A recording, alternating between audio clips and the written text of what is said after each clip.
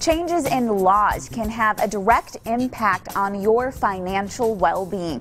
Here to break down the Tax Cuts and Jobs Act that was recently finalized is Garrison the Third from Preservation Financial. Davis, as always, we appreciate you coming in. Thanks for having me. Yeah, so talk to me a little bit about this Tax Cuts and Jobs Act. A lot of people may not even know that it was finalized, but it was finalized earlier this year. Yes. It was, and there are, I've isolated four main parts of it that people would have an interest in. Number one, new tax brackets.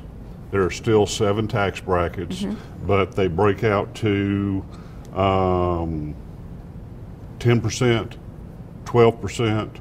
22%, 24%, 32%, 35%, and 37%. The highest tax bracket was 39.6%, so we've got some relief on that end. The biggest thing about it is that you're going to be paying a marginal tax rate. What that means is that you don't pay for your total income. That doesn't put you into a tax bracket. You pay, if you were a single person making $50,000 a year, and I've broken it down, the first $9,525 of income, you would pay 12% tax on it, which is the lowest bracket. I'm sorry, 10%. You pay 12% tax on anything between the $9,525 and $38,700, and then you would pay 22% on anything above that figure. So that is the biggest change. Yes. Yes. Standard deductions have risen.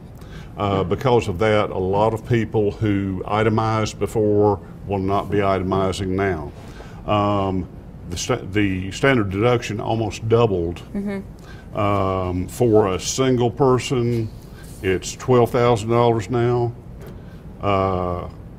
Head of household, $18,000, and for married couples filing jointly, it's $24,000. Okay. So that is significant. Right, and so a lot of people need to make sure that they know that, or that their financial advisor most definitely, can educate them. More and more people are doing their own taxes. 2018 is probably not the best year to try doing that. to try it. Yeah. Itemized deductions have taken a hit. That's why more people are going to file standard deduction. The future is that a number of important itemized deductions were repealed or capped. The state and local tax deduction, which was unlimited as long as you had receipts for everything, that is capped at $10,000 now. The mortgage interest deduction was capped at loans of no more than $750,000. There is all miscellaneous itemized deductions subject to the 2% of gross adjusted gross income have been repealed. Okay. In toto, and any miscellaneous deductions, itemized deductions because of disasters, they have to be presidentially declared disasters. Right, by the president in order to do that. And then the last point that you want to make sure people know is the child tax credit, and it doubles. Exactly. The child tax credit has doubled, which is a good thing. Parents may no longer be able to claim personal exemptions on their children, but at least they'll be able to claim a bigger child credit. The tax reform bill doubled the child tax credit, which is fantastic. The child tax credit income threshold has been increased as well. Single, $200,000. Married, filing jointly, $400,000.